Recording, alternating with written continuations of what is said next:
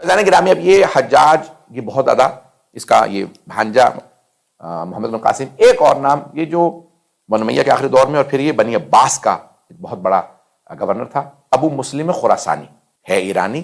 شیخ مطہری کہتے ہیں کہ اگر ایرانیوں میں کسی کے ظلم کے اور خون کے اندر ہاتھ بھرے ہوئے دیکھنے تو ابو مسلم خراسانی کو، بنو امیہ کے کہنے پہ، بنی عباس کے کہنے پہ اس نے 4 لاکھ لوگوں کو مارا ہے۔ جو بھی بنی عباس کا مخالف ہوگا اس کو مار دو، اور اس کے اندر زیادہ تر کون تھے؟ شیعہ۔ یہ اس زمانے میں ہجرتیں ہوئیں، اور لوگ ہجرت کر کر کے، اگر آپ دیکھیں گے گجرات، پاکستان کا گجرات ایک ہندوستان کا گجرات ہے، پاکستان کا گجرات جو پنجابی ہمارا بیلٹ ہے بالکل انڈین بارڈر پہ، کشمیر اور انڈیا، وہاں اکثر سادات جو ہیں وہ اہل سنت تھے۔ کیوں؟ تقیہ کے ادوار میں وہ آئے، اپنے بچوں کو بتا نہیں سکتے تھے کہ ہم لوگ اہل بیت کے ماننے والے ہیں، ہم سید ہیں، بس خاموش رہتے تھے۔ پھر بعد میں آج وہاں پہ چلے جائیں تو اکثریت آج شیعہ ہے۔ اسی طرح سے کشمیر میں آپ چلے جائیں، بہت سے لوگ کہتے ہیں بھئی یہ سنی سادات کیسے ہیں، یعنی اہل سنت کے اندر برا لگے گا، بہت سے حضرات سن رہے ہوں گے۔ میرے سے خود کراچی میں ایک سید صاحب ملے، اہل سنت تھے، کہنے لگے مولانا مجھے صرف ایک ہی بات پہ میں حیران ہوتا ہوں کہ میرے اجداد سب بتاتے ہیں کہ ہم سید ہیں، اور امام زین العابدین علیہ السلام کی نسل سے ہمارا بھی شجرہ موجود ہے، مجھے یہ سمجھ میں نہیں آ رہا کہ میں آپ لوگوں سے جدا کہاں ہوا ہوں۔ تو یعنی یہ جو تقیہ کا دور آیا کہ جہاں پہ لوگ اہل بیت سے ہٹ گئے، اہل بیت کے راستے سے ہٹ گئے۔ میری باتیں بری تو نہیں لگ رہی؟ یہ پوری تاریخ ہے ہماری۔ فیضان گرامی، آپ اسی طرح سے دیکھتے چلے جائیے گا۔ اور میں جب 2.5 برس پہلے مجھے ہندوستان جانے کا پہلی دفعہ اتفاق ہوا تو میں اپنے آبائی وطن بھی گیا، غازی آباد میں، یو پی میں۔ تو وہاں جانے کے بعد مجھے بھی بزرگوں نے بتایا کہ ہمارے جو اجداد تھے وہ بھی اورنگزیب کے زمانے میں اس نے کہا کہ بھی تم سب دوبارہ کلمہ پڑھو، یعنی صرف علی اللہ کا انکار کرو، نہیں تو سب کو مار دیا جائے گا۔ اور وہاں سادات کے قتل بہت ہوئے ہیں۔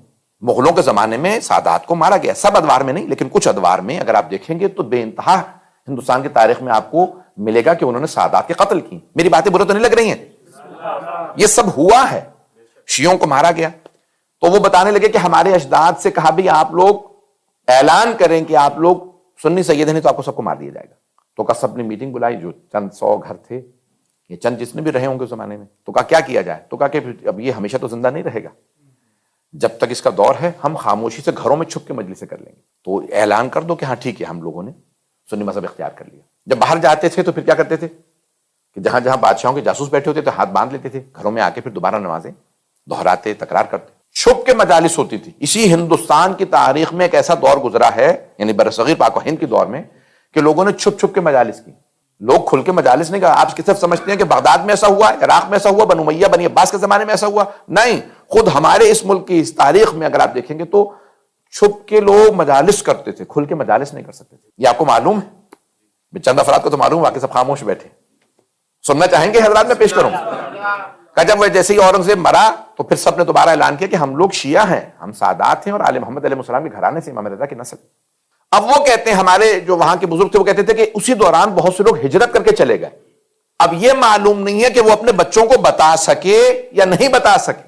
ایسے بہت سے لوگ پھر اہل سنت سادات میں رہ گئے۔ اس طرح سے آپ کو بہت سے بڑے بڑے علماء مل جائیں گے اور بہت سے اہل سنت کے اندر کہ جو کہتے ہیں کہ ہم سادات ہیں، لیکن کہیں نہ کہیں تو وہ اہل بیت سے دور ہوئے ہیں، کہ جو دشمنوں کو ماننے لگے۔ تو عزیزان گرامی، سب دنیا کے اندر جہاں جہاں پہ بھی یہ تاریخ پہنچے گی اور دنیا جب سنے گی اور سمجھے گی اور ان کو پتہ چلے گا تو وہ لازماً اہل بیت کی طرف دوبارہ واپس آئیں گے، سوچنے پہ مجبور ہو۔